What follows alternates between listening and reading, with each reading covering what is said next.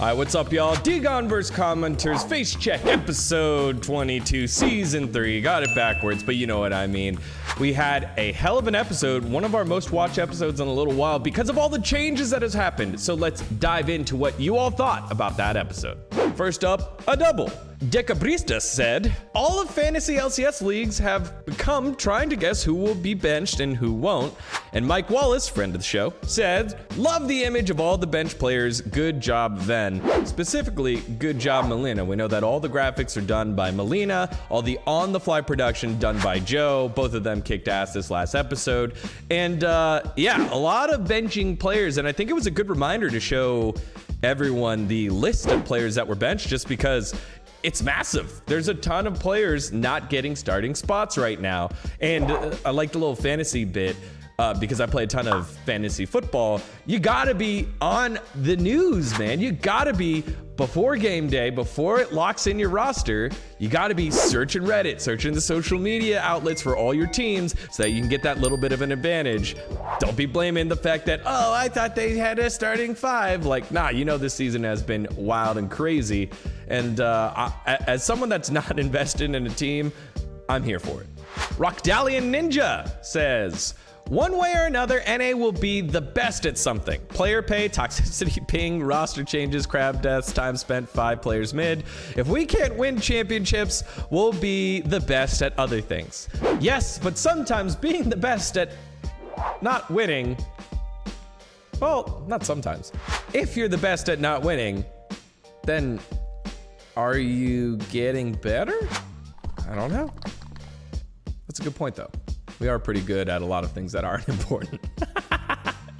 Seraphin says, LS bringing peer pressured, I think that's being peer pressured, into not going on a rant is what gives this episode its secret sauce. Yes, but also a little bit, this episode, because there were so many changes and things that happened in the back end, myself, Dom, and LS all chatted before the episode and we shared the secrets. So it's always interesting to tell, because I know what I'm gonna share, right? I'm like, hey, I don't know anything most of the time. And both of them know what they can and can't share. So I think when they hold back on things, it's usually for the best, usually for us. You know, it's like, oh, we don't want to go on the rant too hard, or, oh, that was told in confidence, you know, because people talk to us and it's like, hey, there are things that are on the record and off the record. And if it's off the record, it is 100% off the record. You don't even allude to it, nothing like that, because trust and integrity is one of the biggest things when it comes to the relationships that you have with people. I mean, even with us, you know, like, you know that I'm gonna do a dGon vs. Commenters. You put yourself a good comment in the episode, I will read it. That is, you trust me to do that. It's the same thing with the relationship with players, with staff, with people associated in the space. So given all that, I think it's always interesting every episode to see where the line is, or where they figure out where the line is. And then I'm like, all right, cool.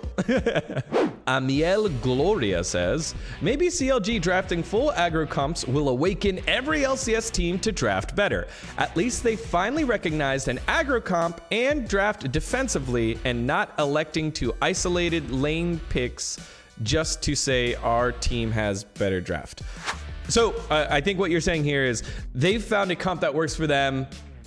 It's better than saying, hey, they have a better draft that they can't play well together, right? It's the whole conversation of optimal draft versus optimal execution of what you have, right? And CLG is definitely in the latter camp. They're like, all right, what are we good at? Let's play to those strengths. We'll adhere to the meta as much as we can, as much as we need to. But if there's something that we can't do, we'll find our limits and play within that and practice that. And that's good for like a patch or two. And then maybe you can decide, hey, this is our patch because it's within our wheelhouse, right? That's why a lot of the time when teams say, hey, at Worlds, that meta was perfect for those players and that team. It would never fly now, but that meta was so good. Like the lane swap meta, right? You really needed a top laner that would be okay with that, with playing weak side.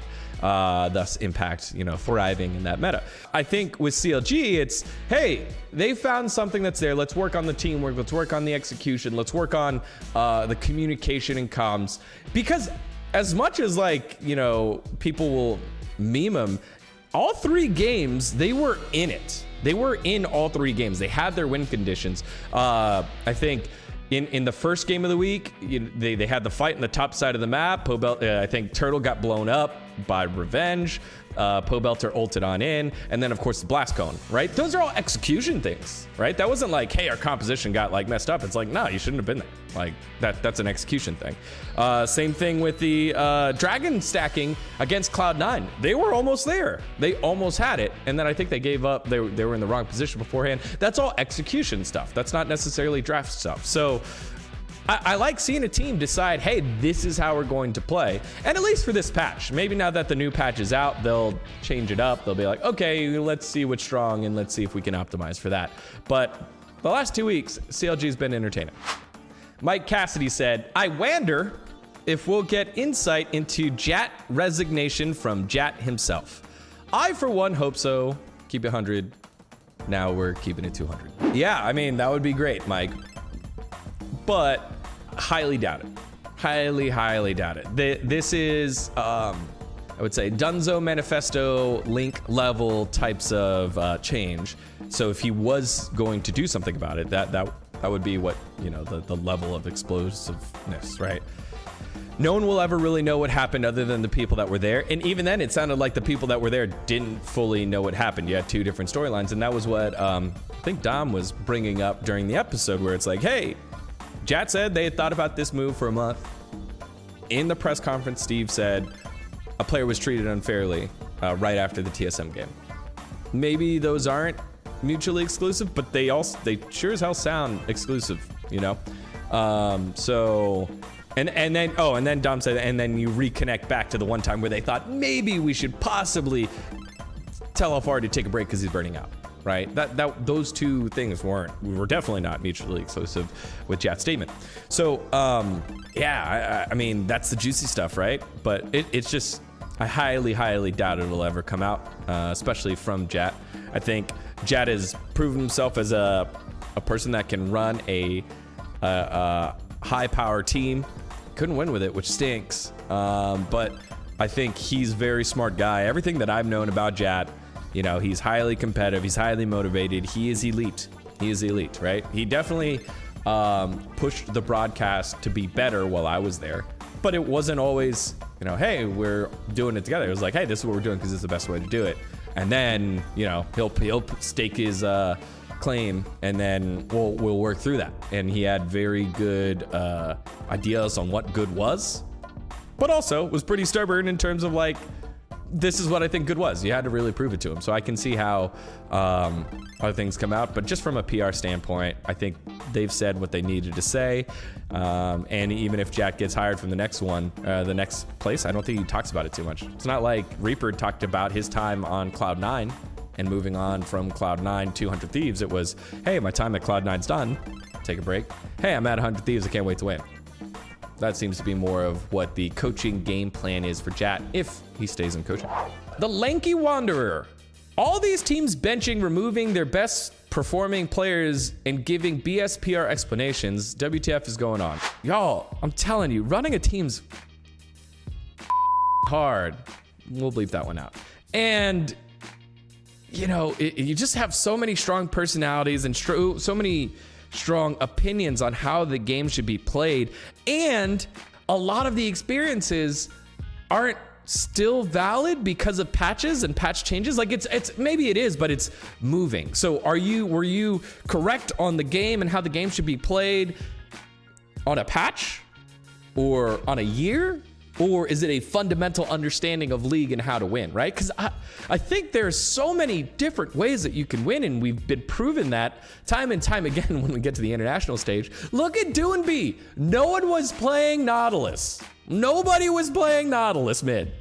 And then he was like, this is how I'm going to play because I think this is optimal and I've thought about it, and all the other meta champs. Was there probably a solution to playing against Nautilus mid? Sure, but people didn't have enough time to figure it out, to practice it, scrim it, and have someone good enough at Nautilus mid to really theory craft it. So there are the optimal ways of playing League, but I think there are infinite ways of playing League, beating some of the optimal ways. You just don't have a lot of time to do it, and by the time you figure it out, a new patch comes on in.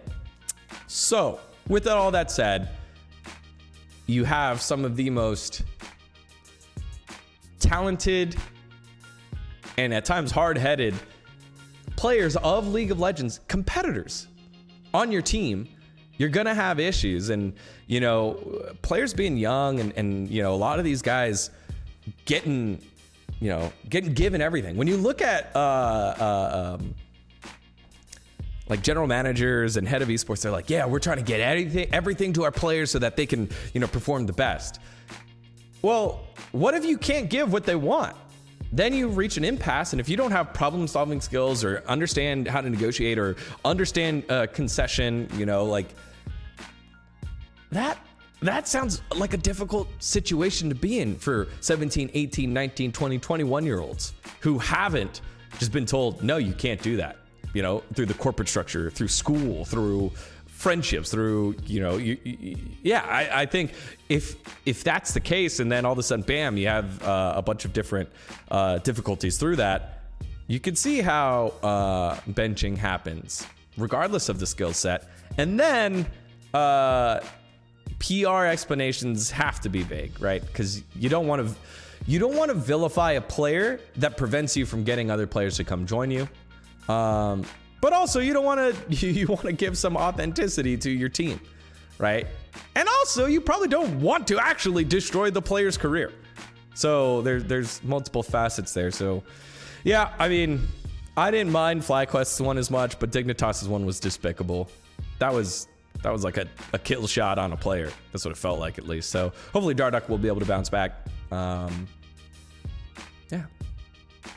All right, everyone, those were the comments for our latest episode. If we missed it, let us know in the comments below, and you can let us know in the comments what you thought about these comments. Thanks.